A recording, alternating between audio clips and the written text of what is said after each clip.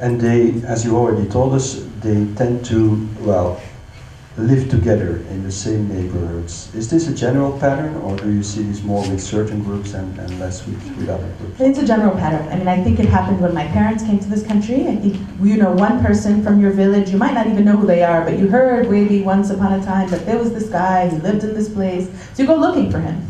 And so that's sort of how people sort of help each other. And quite honestly, it's still quite communal, right? Things are still done in this regard. So people come and they settle next to someone who speaks their language, who looks like them, who can understand, who could help them with their child, who can, you know, do all of these kinds of things. So I think that's actually a big impetus. We don't divide that. We allow that to be the reality. I will have. You don't see it as a problem, you mean? Never.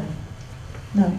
Because you ride bicycles here, we ride trains, right? In order to do everything in our city, you take a subway, you take the metro, and everyone takes the metro. And so at any given point, all of us are walking up and down the stairs together, we're standing next to each other, you're buying your coffee, you're getting your newspaper, you're getting your dry cleaning. It's the part of who the city is. You're eating your food, they're cooking your food, they're taking care of your children, they're the people serving you in the hospital, they're your doctor, they're your teacher. It's who we are, and we don't see it as a problem. But the result is also that you also get schools that are not very mixed. No, not at all. Not at all? No. I mean, if your children are growing up in a Chinese neighborhood, they will be in the classroom with Chinese children? It's an amazing thing. We have neighborhoods where there is, presumably, where we do have a Chinatown. You go into the school and it's not all Chinese kids, right? Because amid this are families from Ecuador, Mexico, American families, sort of, you know, many generation American, so white, if you will, presumably, you know, someone who came through Eastern European, whose great grandparents came through, who are European. Are you saying then that neighborhoods always... They're metamorphosizing all the time, they're always evolving. They're evolving, but also they perhaps look more mono-ethnic than they actually are? Yeah. They're more mixed than you would think? That's right. Yeah? Yeah. So Little Italy today. Yeah, that's a touristic.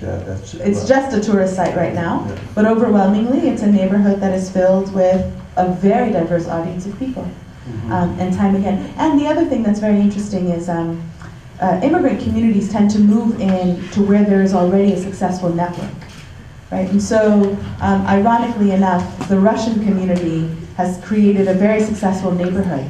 The South Asian community, the Pakistani in particular, for some reason they moved into that neighborhood. So now that neighborhood is very interestingly Russian, Pakistani, and now we have a very fast-growing Mexican community, and they're all in there together.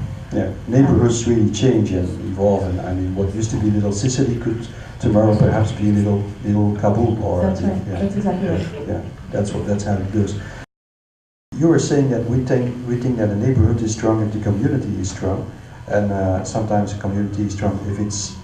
Right, I actually think it's strong. A community is strong if the neighborhood is strong, or both actually. But so that means that actually we still use the word, and it's an American word actually, the word ghetto, and it's got a negative sound, of course. And we think of neighborhoods when you see too many people of the same background, the same cultural background. We tend to call it a ghetto, and it's not something very good. Totally, I mean, totally stop doing that, using the word ghetto? No, nothing should be called a ghetto. You're prescribing its future, right? If you start talking about neighborhoods and communities for what they truly are, which is beauty, right, then people will believe in that, right? You call something ugly, it's going to be ugly, right? You call something a ghetto, it's not going to be celebrated, right? You want to, it's marketing, right? This is not hard stuff, right?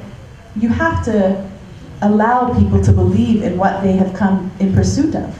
You know, we in New York really look at the immigrants as a striver. You start from that premise. They have come in search of opportunity. These are resilient people who have already made a choice to leave what they know so well to come to a new place where they probably understand they're going to get discriminated against, where they don't speak the language, where the odds are against them, and they overcome time and again. And so they truly deserve the honor of being recognized as that.